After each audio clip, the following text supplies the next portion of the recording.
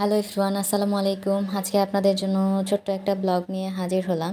আসলে প্রিয়জনের জন্য সব কিছুই স্যাক্রিফাইস করা যায়। প্রিয়জন যা খেতে পছন্দ করে, যা যা করতে চায় সেইগুলোই আসলে মন চায় যে করে খাওয়াই বা করে দেই। সেদিন আমার হাজব্যান্ড হঠাৎ করে বলতেছিল যে শাহি টুকরা খাবে, তো বললাম যে আচ্ছা ঠিক আছে, অফিস থেকে এসো, আমি বানায় রেখে দিব, তুমি খেয়ে ফেলবা। পরে একটা ব্রেড নিয়ে আসছিলাম, পরে ব্রেডটাকে পরে পিস পিস করা ব্রেডটাকে আমি টুকরা করে নিয়েছিলাম। ওই বড় ব্রেডটাকে 4 টুকরা করে। অনেকেই বলবে যে সাইডগুলোকে আমি কেটে ফেলিনি কেন, আসলে আমি বাসার জন্যই করব, তাই এক্সট্রা করে আর ওই সাইডগুলোকে আর কেটে ফেলিনি। আর আমি সেদিন কাজ করতে করতে পরে সকালবেলা নাস্তা রেডি করতে আমার হাতটা পুড়ে গেছিলো, যার জন্য পেস্ট লাগানো আছে হাতে, এই জন্য সাদা সাদা দেখাচ্ছে।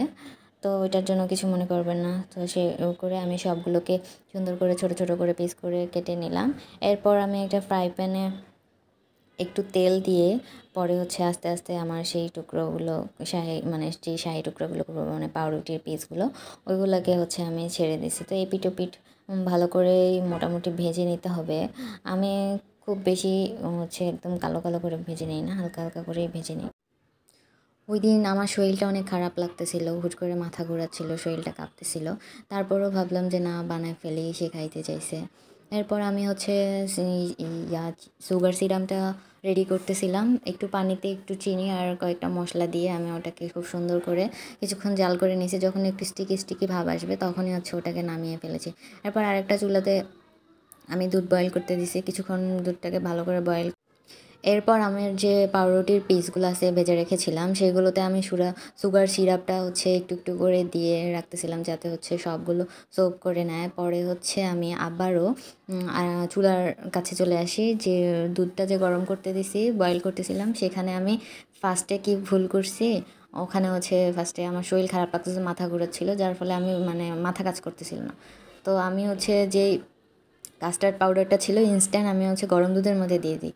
পরে আমার সবগুলো দলা পেকে যায়। পরে আমি সেইগুলোকে আবার ছেঁকে দুধগুলোকে আলাদা করে তারপর আরেকটা বাটিতে কাস্টার্ডটা গুলাই, তারপর আমি আবার ওই দুধের মধ্যে দিই। তারপর ফাইনালি আমার এই যেরকম একটা লুক চলে আসে। এরপর আমার মালাইটা রেডি হয়ে যায়। মালাইটা আসলে অনেক মজা ছিল আর দেখতেও অনেক সুন্দর লাগতেছিল, আর কাস্টার্ডের যে স্মেলটা আমার খুবই পছন্দ। এরপর আমি যে পাউরুটিগুলো রেখে দিয়েছিলাম, ওই পাউরুটির উপরে সেই মালাইটা আমি ঢেলে দেই।